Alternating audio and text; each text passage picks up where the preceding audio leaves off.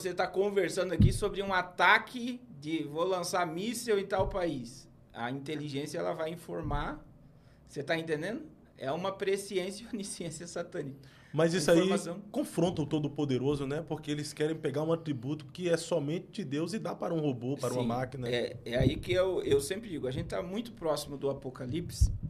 Inclusive, essa semana, né, foi modificado o relógio do Apocalipse. A gente está a 89 segundos da meia-noite do Apocalipse. Foi essa semana, né? A mídia divulga isso todo ano. Esse relógio sempre me confronta, que são os maiores cientistas britânicos que divulgam o momento em que nós estamos na história da proximidade do fim dos tempos, do fim do mundo. E quem divulga o relógio do Apocalipse, que foi essa semana, são ateus.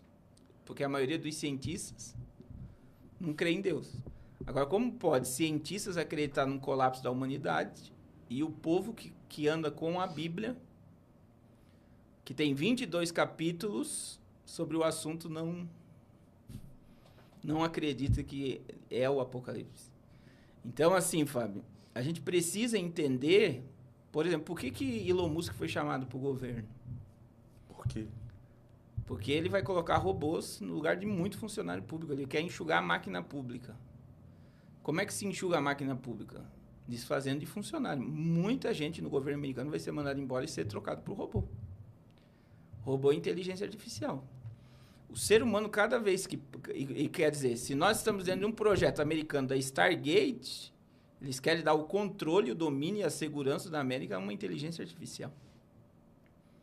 Que vai prever e vai estar em tudo, em todo lugar, sabendo de tudo.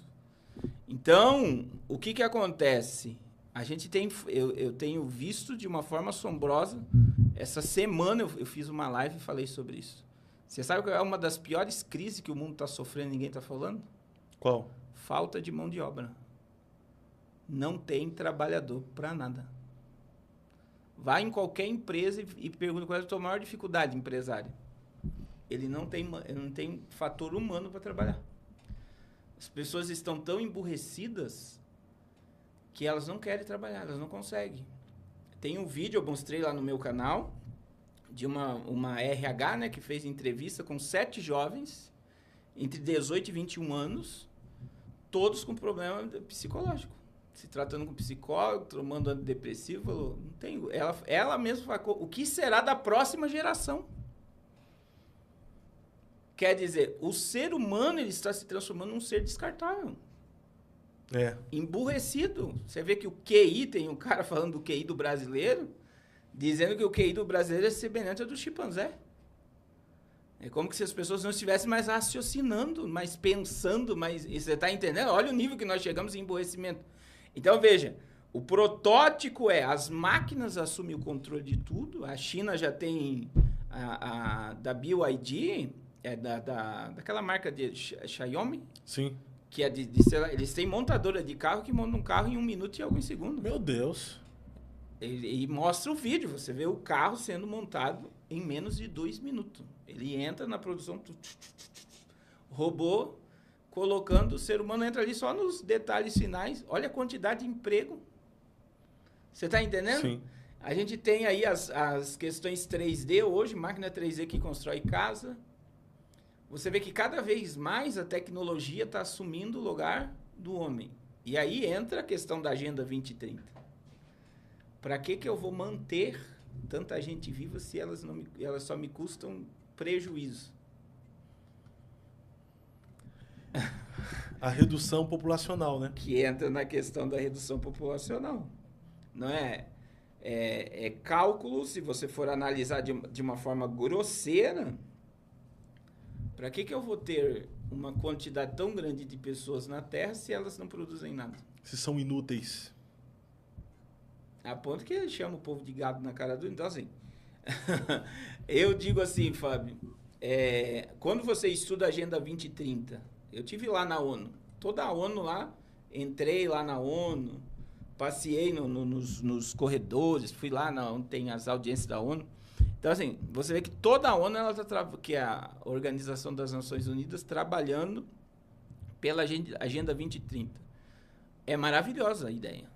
Um mundo sem fome, sem desigualdade social, saúde para todos, educação para todos, igualdade de gênero, empoderamento feminino, energia limpa, não é? O mundo dos sonhos, O mundo do desenvolvimento, Aí você olha para uma agenda maravilhosa. Se você for olhar assim, imagine todo mundo vivendo bem, comendo bem, se vestindo bem, estudando.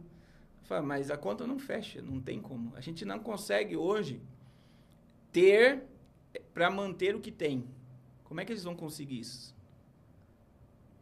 É só reduzindo e reduzindo drasticamente a população mundial e distribuindo renda. Que daí pode vir essa questão de uma crise financeira que possa gerar a necessidade do salário básico universal. Quer dizer, a gente zera a tua dívida, você não deve mais nada, você vai receber essa quantidade para viver, você vai ter direito a isso, isso e isso, só que você vai estar sob o meu controle. Meu Deus do céu. Se você desobedecer, você não vai ter direito. Parece, na verdade, um mundo distante isso aí que você está falando, né? Parece até cena de filme. Mas já está sendo implementado. Mas é uma realidade. A China é isso. A China é exatamente isso. A China dá o crédito social.